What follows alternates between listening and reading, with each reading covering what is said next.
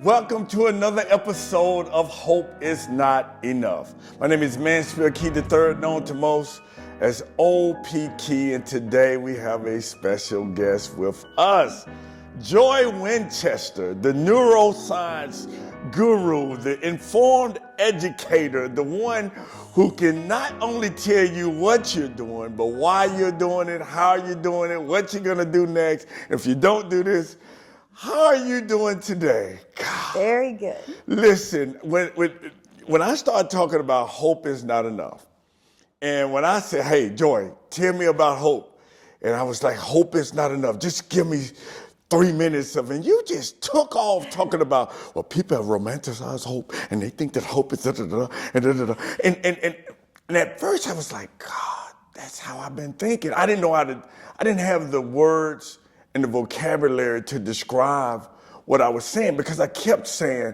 hope. It's a feeling of expectation that something good is about to happen. And everybody said, oh, I'm just hoping that it happens. And I'm just hoping that and when I started saying hope is not enough, people started looking at me like I was crazy. Like, what do you mean hope is not enough? Nelson Mandela was locked up for 27 years. When they got out, they asked him, how did you sustain yourself? And he said, I never lost hope. Mm-hmm. And hope is a weapon. Hope is a strategy. Hope gives motivation. Motivation makes you put forth effort. Effort produces results. But when you started talking about hope, I said, that's what I meant, what she said. When people say hope, what comes to mind for you? Well, I think like we talked about, hope is romanticized. We have these phrases, hope springs eternal, and yes. Hope is everywhere, and hope is alive. But from a neuro world, to have hope, you have to have a goal. And to have that goal, you also then have to be able to see a vision of yourself of where you want to be. Then you have to have pathways to get there, not just one. Pathways, numerous, okay. Numerous pathways. And then you also have to have the willpower, the discipline, the drive to walk those pathways. Because if one closes, you have to be flexible enough, cognitive flexible, to shift. So when we say hope springs eternal, we're assuming that you have a highly functioning cognitive mind. Because see, the only way to make a long-term achievement goal, to have a vision of who you're gonna be, you have got to be able to have full access to your prefrontal cortex. You've got to be able to think ahead. That's that ability to think ahead. And everybody don't have that. Well, when you're stressed, you lose 50 IQ points. Ooh. Poverty can take that away. Our children in poverty, the inmates I work with, the recovering addicts I work with, they struggle because they have mental scarcity. They're not looking long term. They try, but nearly the brain is tucked into survival. That it looks to the next 15 seconds. I'm just trying to get to the next moment, not to the next 20, 30 years. So is that why when you ask someone, like, hey, can you see yourself? And they're like, I can't see myself, but I'm just trying to get out of here. I'm just trying to make it through the day. So a lot of times with a lot of the kids I work with, they may see a great goal. Okay. And I'm like, how you gonna get there, man? And a lot of times in kids who have limited access to opportunity. What's the phrase? It's talent is spread evenly across the population, but opportunity is not. Right? So you can have an amazing goal, but the pathways aren't visible to you. And that requires you accessing resources, people like you, people who can help you. And then we have some kids who have a goal. They have the resources, but they don't have the willpower. And that is not a lack of character. It can be cognitive overload. It can be, I never really did any of the hard things, and we have a lot of this now with some of, and I hate to say it, permissive parenting, but we don't let kids engage in productive struggle. So if you never do the hard things, you don't think you can do the hard things. Sometimes we only grow when we're uncomfortable. Right. And so a lot of times when I'm working with people, I'll tell them, you're going to hate me because I'm going to make you uncomfortable. You're going to challenge them too. Because the only way to move forward is to be uncomfortable. It's to grow. So you've got this long achievement goal. You've got these numerous pathways, and then you've got willpower. For that all to happen, you're going to have a fully functioning prefrontal cortex, meaning everything is online. You feel safe. You feel connected. You have a purpose. That's a Right? lot. You It's got to a have lot. all of this? All of that. Then your amygdala, this part of your brain that has your fear center. It's shaped like a little almond. Okay. It sits right here behind your thing. It's there. Mine's still, It's go an ahead. almond. That almond-shaped little organ controls us. It'll release cortisol. It releases fear. And it sits right next to the hippocampus, where your memories are stored. So then every time something goes wrong, bad memory. And you'll start to just be Now like, I got a track record this now. ain't for me. This ain't for me. And that is where we assume that we have highly functioning kids. We have highly functioning teens, highly functioning men. Yes. Right? We have people who aren't locked into survival state. And here's what's super scary. The brain loves patterns. It's a predicting machine. Gotcha. The brain is a survival organ. It's not made to think. It's made to keep you alive. And then the brain is a social organ. So let's say So all three of those components. all three, that's the brain. So let's say you're thinking straight ahead. Gotcha. I see You've my got path. you I see see your the path. vision. You've Got got it. you got that. I'm en route. I want to become a You're right. astronaut, a doctor, or Doctor, whatever. And then the path gets hard. Now, if your brain does not believe that you can be that person, and this is what I deal a lot with my inmates. They have an image of what they want to be, but they've never been that person, so the they don't know brain how will to- sabotage that because it's not safe. You see, the brain only does what the brain's going to do to keep you alive. So I'll say this. When I get stressed, I want to eat Reese's peanut butter cups. Okay. I love them Yeah, my wife loves Reese's as well. because it's the best candy Yeah, ever. yeah, Okay, it's fat and it's sugar, and nowhere in nature does fat and sugar exist together. That's why we love candy. It's a fake high. Okay? Is that what? Okay, I got you. Think about it. Which fruit? I'm going to put you on the spot. Yeah, Which fruit has the most fat? I don't know. Which one? Avocado. Is it sweet? No. It's not meant to be sugar and fat. I don't in the want world. that. Right? Okay. Anyways, let's go back. I can't eat Reese's peanut butter cups every time I'm stressed because Gotcha. I would not be able to walk. Okay? I Gotcha. love them. I'm stressed a lot. Okay? My brain, the brain says, when we're stressed, we eat Reese's, cortisol drops, Gotcha. get a little hit of dopamine. Gotcha. I I'm feel feeling better good. now. Endorphins Yes, rise yes. because the chocolate. Ooh, I love it, right? So the brain says, we're going to keep doing this because it works. The mind is different from the brain. The mind says, that's not healthy. You need to take 3 deep breaths. You need to go outside and walk. You need to call a friend. Gotcha. Right? It's giving you other options Other other options. than the gotcha. But guess what? The brain is more powerful than the mind. Say that again. the Rewind brain that. is The more brain powerful is more powerful than the mind. So we may want to, and when I get stressed, I'm not going to eat a Reese's. I'm going to take a deep breath. But when I'm super stressed, I'm going to find a Reese's because my brain is- wants me to, and that's that pathway. Now, we can build new neural pathways when we have all of our cognitive abilities, but we have a limited capacity of cognitive abilities because it's tiresome. The brain likes things automatic, right? So that's why you're saying when it's easy, it's right. a But pattern. remember, here's the kicker. The brain is a social organ. It loves to be with people. So who you surround yourself with is going to determine how you do. And what I tell a lot of the men I work with and kids too, sit at the table with warriors. The conversation's different. It's different. Don't sit with the people who are failing. Gotcha. Yeah, Because that's good. they're going to bring you down. Yeah, we always hear birds of a feather flock together. You are the sum of the 5 people you surround yourself with. yourself. So if you're around that group of people that's doing that, you go. If everybody say, "Oh, here you go, I brought you some Reese's. I know you're stressed." And they will. They will sabotage you. I have people all the time like, I got you Reese's. I know you love them. What if I loved heroin? You're going to be bringing that in too? I So mean, what you are we already doing you here? feeding this stress. You're You feeding feeding me. it. I need to take a Wow. breath. I need to build a new neural pathway. So how long does it take to build a new neural pathway? That was my question. How do you asked the best build? question. How do you do that? Yeah, I was getting. How did you know? You so much. I might I have a said the second career. neuroscience is I in have- effect. You see, she already I need to talk to your wife. She got can my predict what thoughts you're gonna be before. saying. God, don't give her any of these tools because I want you before we leave to give some tools to help. But that's a whole nother. Now go ahead. How do we build these new pathways? So the pathways have to be built in an intentional way, and you need to correct your systems around you. And we all know James Clear with Atomic Habits. He's a bestseller. He's spot on with a lot of his things he says. You change your systems. If there's no rhesus around me and I'm stressed, guess what? I'm going to have to fall back on a plan. And I need a plan for sabotage. In other words, what do I do when someone brings me a rhesus and I'm like, I'm just going to keep it right here. I'm going to control myself. I probably won't be able to. Probably won't be able to. So you have a plan for sabotage, but you fix your system. And you have a backup plan. You practice when you're calm.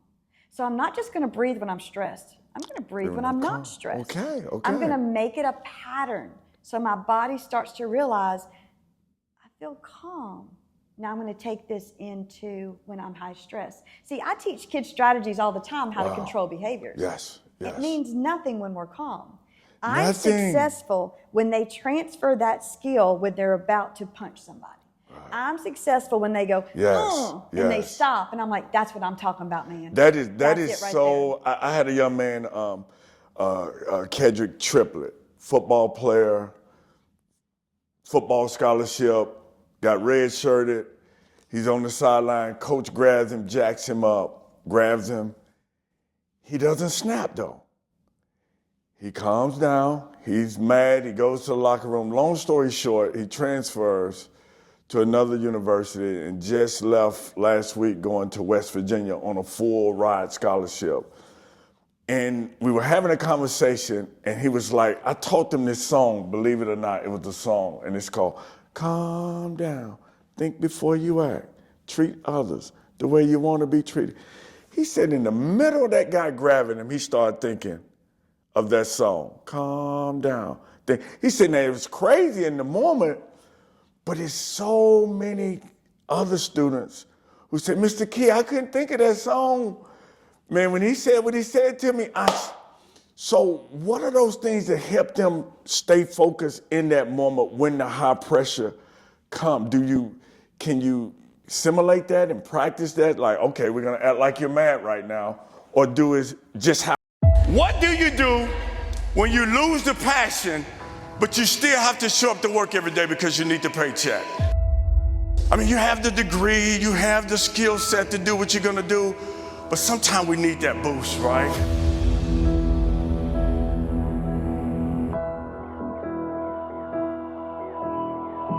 What do you do when the thing that you used to love, now you don't even like it anymore, right? Sometimes we need a boost. Everyone say, I need a boost.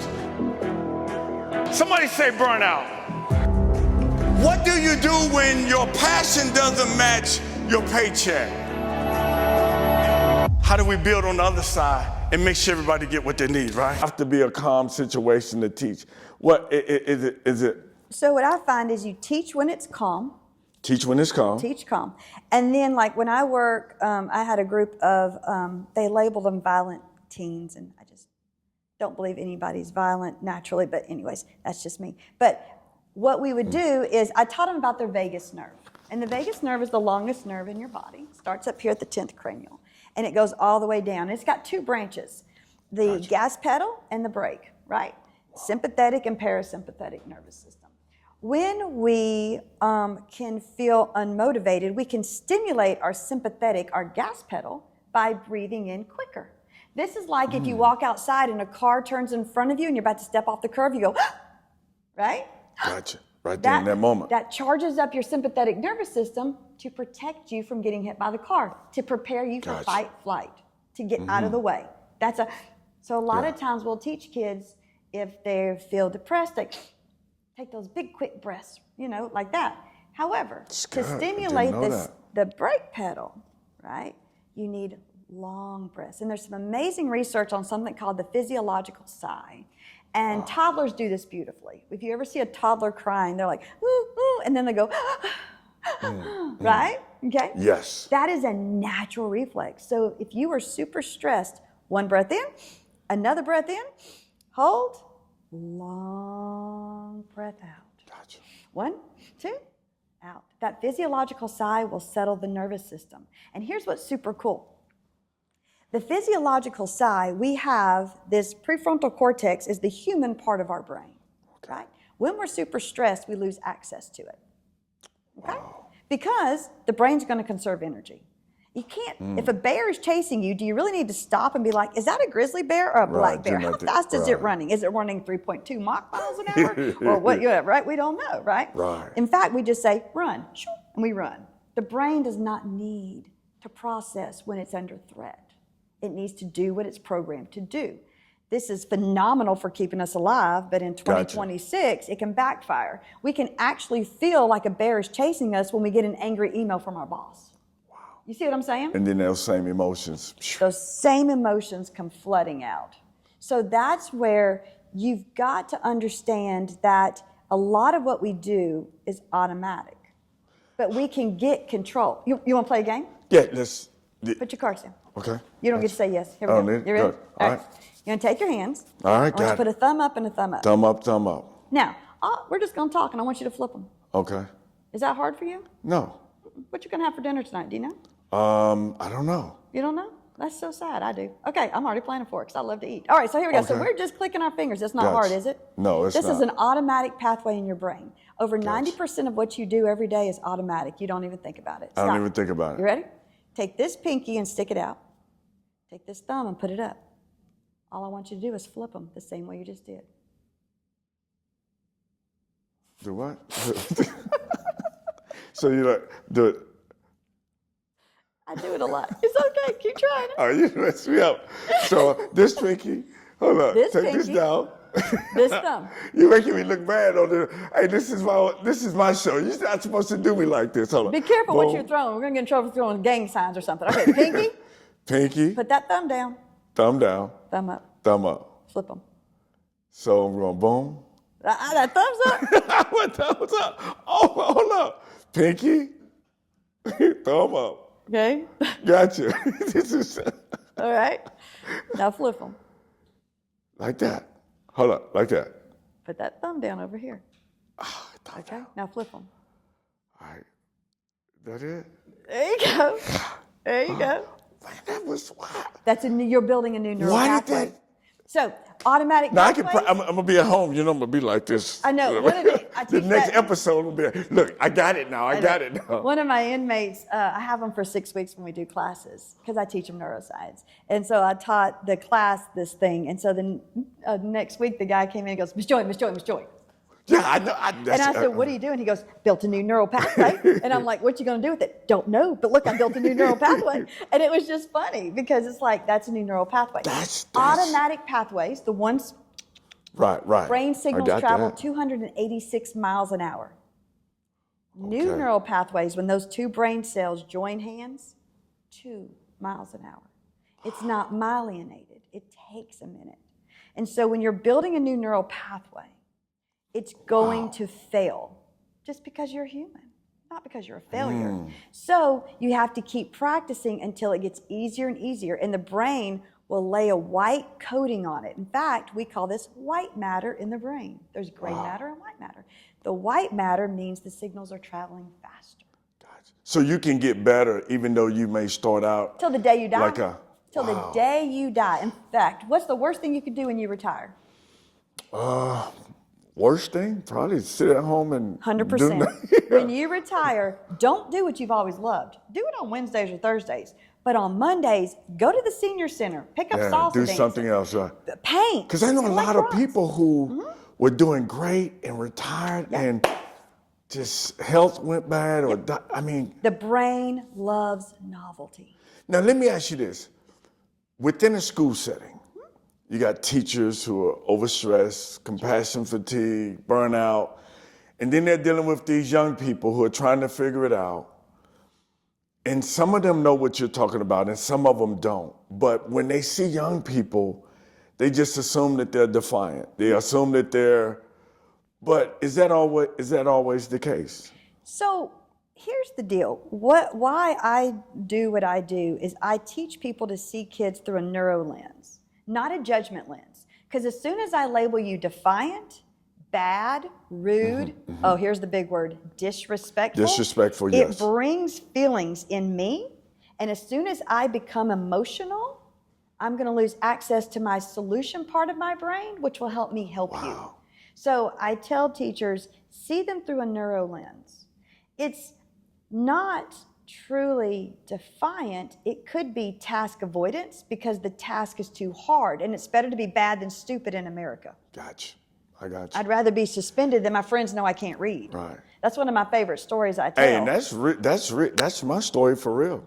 I got called by a school and they said, we're about to suspend a child or expel a child, for dress code violation. What's he wearing? Chaps without pants? I mean, is he just walking naked through the, what's the baby wearing? Right. It's literally school. Well, the rules at the school during that time were they had a point system. They had the hood up, they got a point. Hood up, point. This was a 6th grade boy. Wow. Now, you don't know this child, you don't know this school, but I bet you can figure out what I'm about to tell you. Every day before English class, he threw his hood up. Threw his hood up, yes. And that teacher would say, take your hood off. No.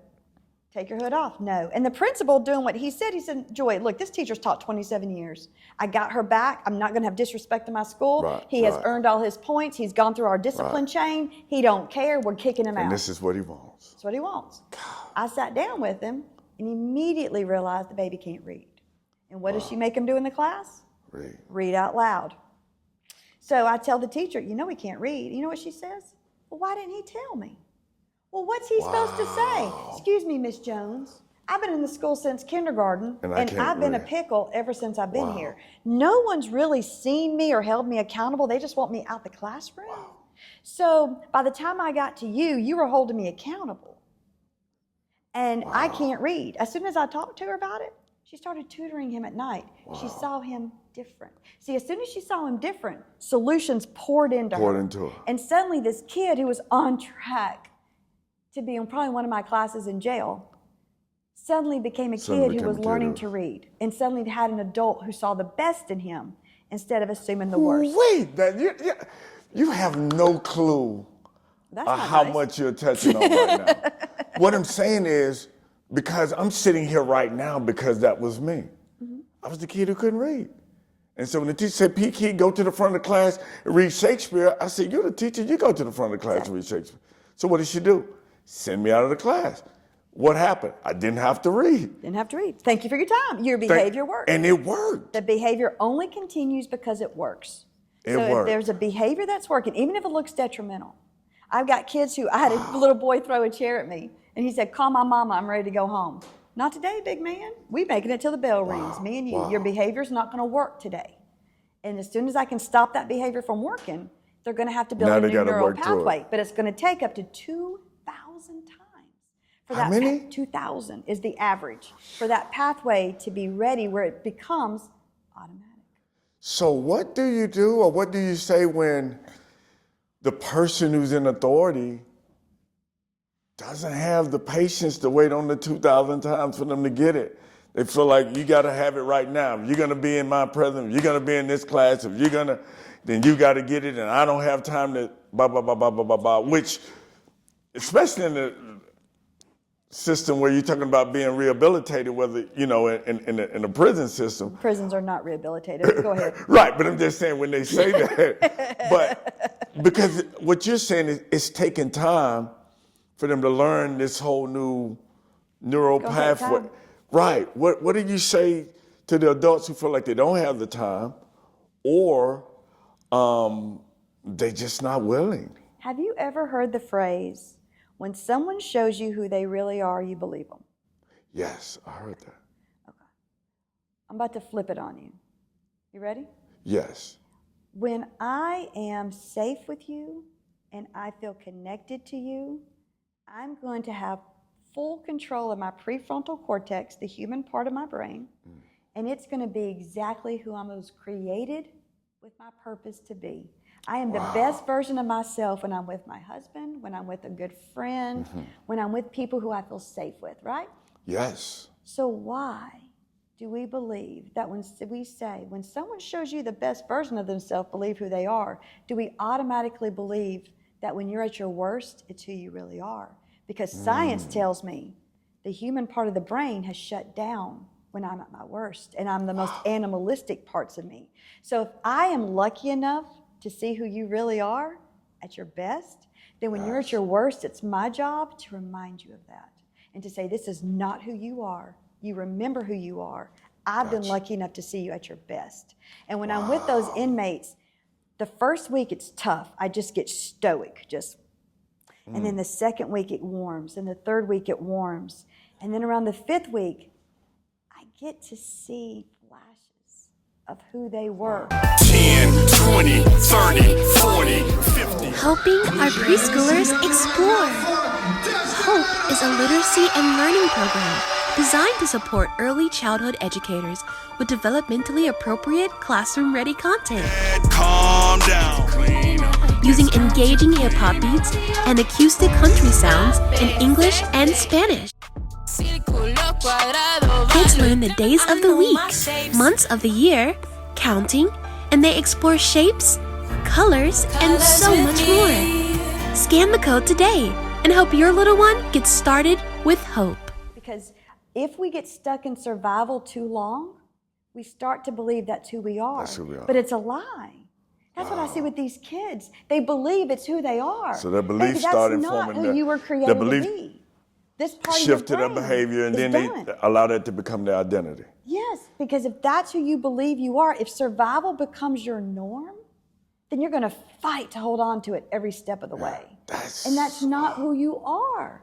And if I've been lucky enough to see it, then it's my job to remind you, no, man, you can throw a chair at me, you can cuss me, you can spit at me, but I've seen who you are. I've seen who you are. And this is not you. So if you could look and just share with someone who's watching, who may be struggling with, that student or that family member that they're only seeing them at their worst, and it's hard for them to see them beyond what they've done or what they said.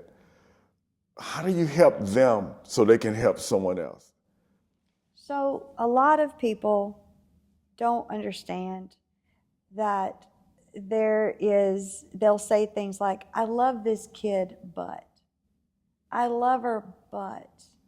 And if you say, I love you, but, you're negating the I love you, right? And I also work with paroles and pardons, and one of the guys said, Miss Joy, love is a lie. Well, just like hope is a call to action, it's not just a feeling. Wow. Love is a call to action. Love is a call, yes. And there's a definition that I cling to when I work with teachers, and I like to remind them of it. It's a 14th century definition from St. Thomas Aquinas. And it says, love is to will the good in others. That's good. So if I truly love you, my job is to remind you of all the good you are. Will the good in others. That is good. Because if you love someone, it is to bring the best of them and remind them of who they are. Because in our brains, we have these things called mirror neurons. Wow. So if I am judgmental of you and I am showing a threat to you, then you're going to show it right back to me. It's who we are. Like even you and I talking now, our body language is the same, right? Yes. We are open, our shoulders are open, our hands are open.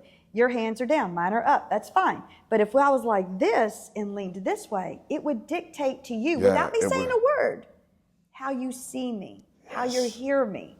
And that's where we lean in. When I talk to you, I look in your right eye, because that's that emotional hemisphere to say, I'm safe, we're connected. Right hemisphere to right hemisphere is human connection. Does that make sense? That makes, listen, you're making so much sense. I don't even, I know we shut down by now, but this is an extended version here, I'm telling you. And I hate to say this, but I gotta say this. And I don't want to make it personal, but it's personal. Everything you're saying, like the same thing I said a while ago about the teacher who said, P-Key, go to the front of the classroom, blah, blah, blah, blah, and then sent me to the office. And then when I went back to the class the next day, she said, P-Key, are you going to go to the front of the class and read Shakespeare? Or would you like to go to the office for another one of your wisecracks? And I had no comeback line. Right. And I walked in the front of the class. Still remember it like it was. And I said, Fry in,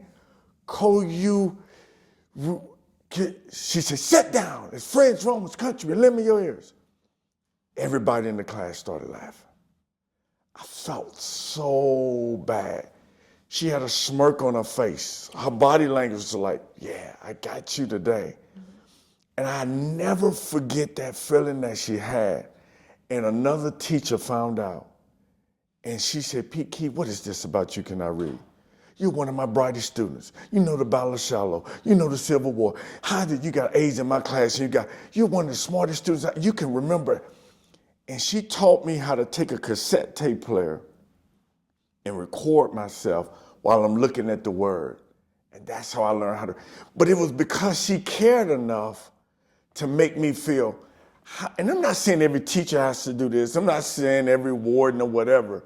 But how important is it to just have at least one person who believes in you or support you in what you're trying to do? It's not only important, it'll save lives. It changes trajectories. If you have one person.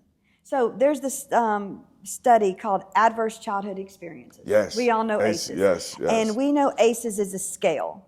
And people think that you have negative experiences and positives, and depending on how your scale tips. Right. Well, you got a humans parent in prison. You right. got poverty, social growing up abuse, in poverty. all that stuff. Yes. How the scale tips determines your outcomes. Well, here's the problem. Humans are messy. What you're missing is the fulcrum in the middle. I have genetics that say I'm more or less resilient than you. Who knows? I have a genetic trauma background, intergenerational trauma. We all carry intergenerational trauma. You want to hear a cool rat story real quick? Keep it, let me hear it. Okay. They took male rats and they put them in a cage and they pumped in the smell of cherry blossom. And cherry blossom means nothing to a rat. Right. And they electrified the grate to cause pain stimulus and the rats fought. They did it again, cherry blossom pain, and the rats would fight. And then suddenly they stopped with the pain. They just pumped in cherry blossom and the rats They did the same thing. They took the male rats and they put them with female rats. The female rats got pregnant and they moved the male rats over here. The female rats had pups. When those pups became adolescent pups, they pumped in the smell of cherry blossom. And they did the same thing. And they fought. And technically in nature, they shouldn't have. They carried the DNA of their trauma from their fathers and acted on it. We're in Alabama.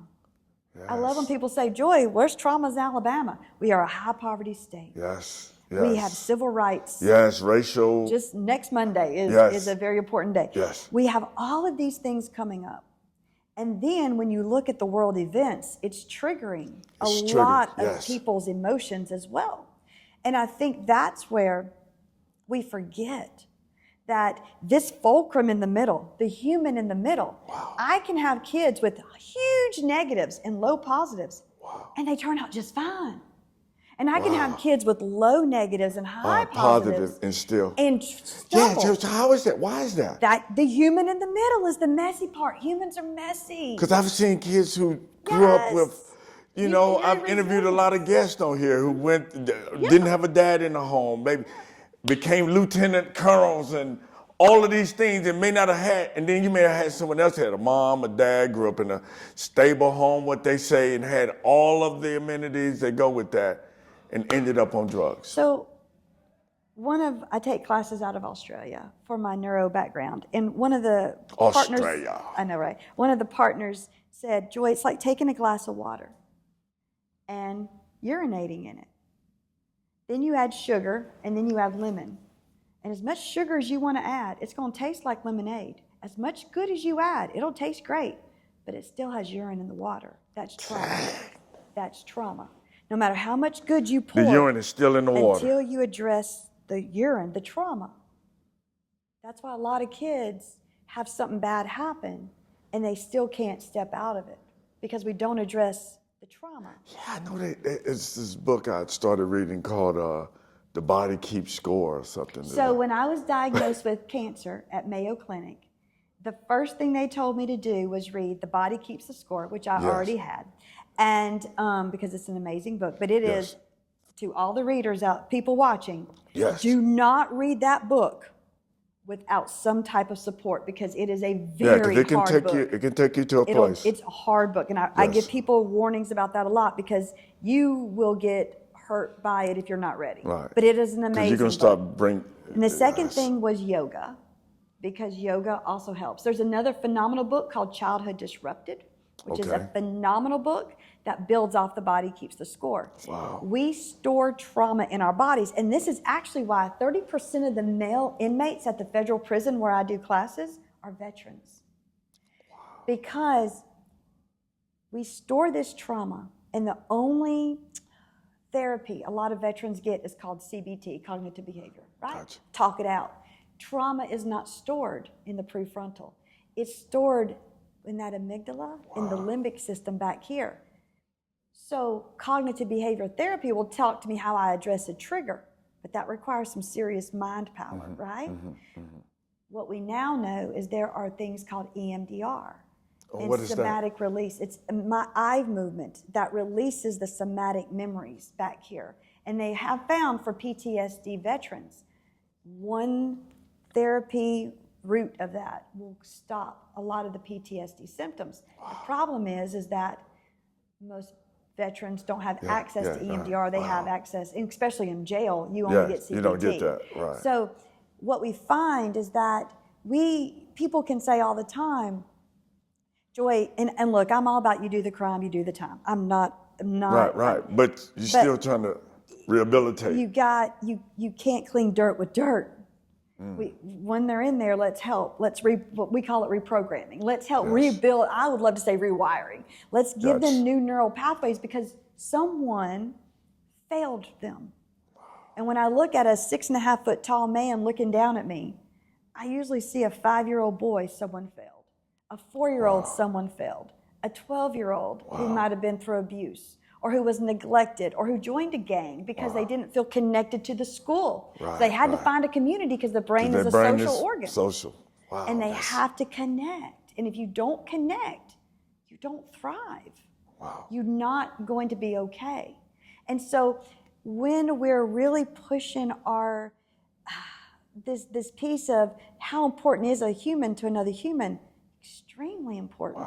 They can bring you up. But now there's some new fascinating research on adverse childhood experience, positive childhood experiences. And that is, do you belong to a culture that you feel a part of? Oh, wow. Do you have that religion? Yeah, what are you connected with? Do you make tamales on Fridays? Yeah. You know, when I worked migrant camps, there was a huge culture. Gotcha. They lived in abject poverty.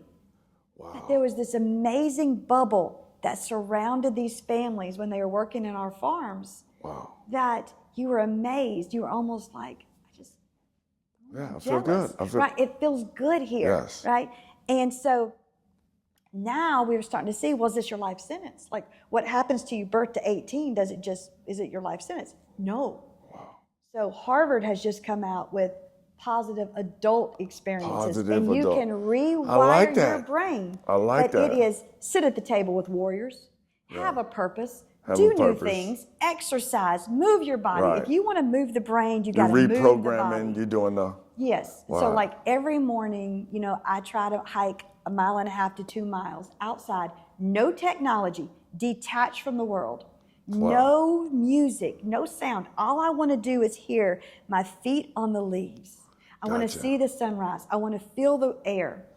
Gotcha. That is going to calm my brain so that way when I walk into when you walk into the high-stress chaos, areas, yes. I'm bringing the best version of myself and not a wackadoodle version. Wow. That's not able to be that anchor while you're spinning in your storm. That's good. Woo! We could go another 2 hours, but we got to come to a close. Now, someone is watching and saying, how can I get in touch with Joy Winchester? What she just gave us is just about that much of about that much.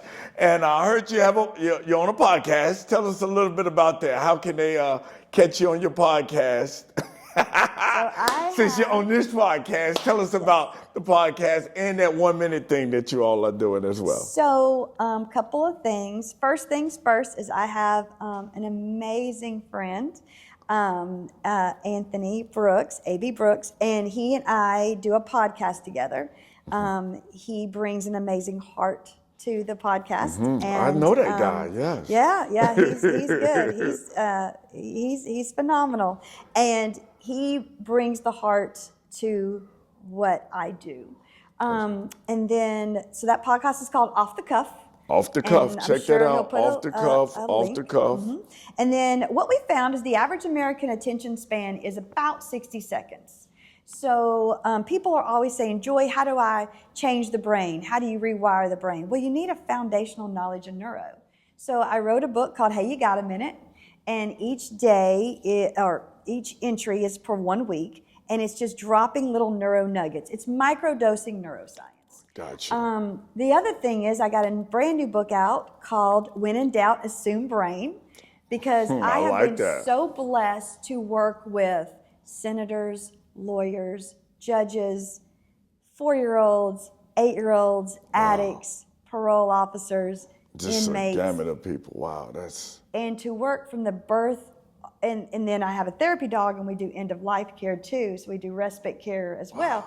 To work and see the whole human lifespan and see neuro in it, I have a lot of stories. And so When in Doubt, Assume Brain is a short story, and then how it changed me, because every person I meet changes me, which is what's supposed to happen. Yes. Every person I meet is not on accident. There is an absolute reason our paths crossed. It can't be. I mean, us sitting here now, it's same thing. And then challenge the neuroscience behind it. So it's not just my opinion. Here's the science. Carry on. And then the challenge for the reader. And every story is either a student, an inmate, and all that. Someone changed the name. You didn't have my name in there. You didn't. Hope helping our preschoolers explore. Teachers and parents, do you remember the very first sentence you ever wrote? Probably not. Do you remember the first paragraph of the first book you read? Most of us don't. But if I say, Hickory Dickory Dock, the mouse ran up the clock. You knew that. That's because learning sticks when it's fun. Círculo, cuadrado, valo y triángulo. I know my shapes, my shapes, my shapes. 10, 20, 30, 40. Addressing early education in a fun way, diverse way. That's why helping our preschoolers explore, or HOPE, was created. HOPE is a literacy and learning program designed to support early childhood educators with developmentally appropriate, classroom-ready content. It's hands-on, it's interactive, there's lots of music and dancing. While parents are in the car, running errands, or at home, kids on a phone, Chromebook, or iPad can still be learning. Scan the code today and help your preschooler explore, learn, and grow with HOPE.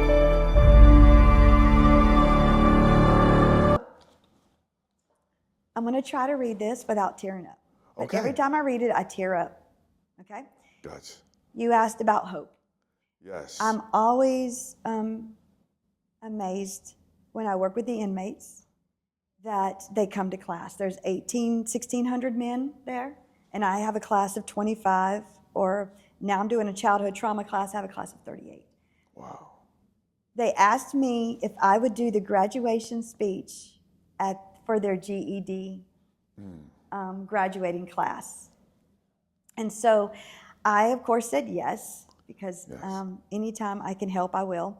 And one of the men, so I got there, and families were not invited. It was just a group of men. They were in cap and gowns. The warden was there. I was there. The ed team was there. And they chose one inmate that he had been inspirational and asked him to speak. And he got very angry because he had written this speech, but they had changed the location at the last minute due to the air being out.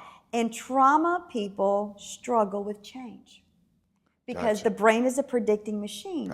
So when something changes, it causes disruption. And instead of handling it, because they actually say cognitive flexibility is one of the highest signs of intelligence. Can you go with the flow? Can you change? Instead of handling it, they get angry.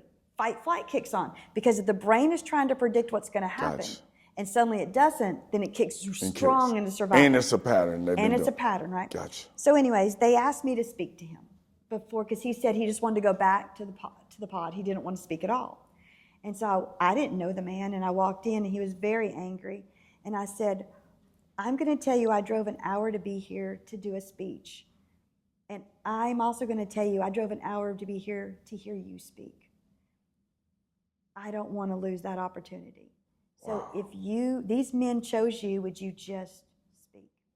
So he ended up pushing past me, very rude, very angry, but he went back. Here's his speech, and I want to read it. Go ahead. Because if you can have hope with a 20-year life sentence or 20-year sentence, and you're getting your GED, is there anything better? Yeah, come on. So that's. It's not long, but here we go. It says, "Good morning." Already not going to make it. Why does this make me tear up so much? Okay, sorry. Anthony may have to read it. Okay, here we go. "Good morning. First and foremost, I want to give thanks to God for making this moment possible. Secondly, I'd like to congratulate each and every one of my fellow brothers that's attending the ceremony today. We did it. We want to give a special thanks to the staff and tutors attending the classes, and thank you all for having the time and patience with us. No matter what our situations may be, I hope today is a day to remember for all of you. We took the time to obtain something we deprived ourselves of years ago. Wow. No matter where we got it, the fact still remains, we got it. Let this be a step forward for us all reclaiming our lives again, and congrats to all of us." That's powerful. That's strong. So when I keep it with me, so when I don't have hope, when my pitiful little life seems so pitiful, yes, I get to get up and wash dishes. I get to get up and go hike. I get to get up and drive a car. I get to get up and pay a power bill. I get to do all the things that these men are not going to get to do, but for crimes they've committed, 100%. Right. But a place where hope goes to die. And they still have. That's hope. It's a call to action. And good. everything in here was a call to action. Yes. Everything was we deprived ourselves of, owning it, not saying they took it from us. But we got There's it. ownership here.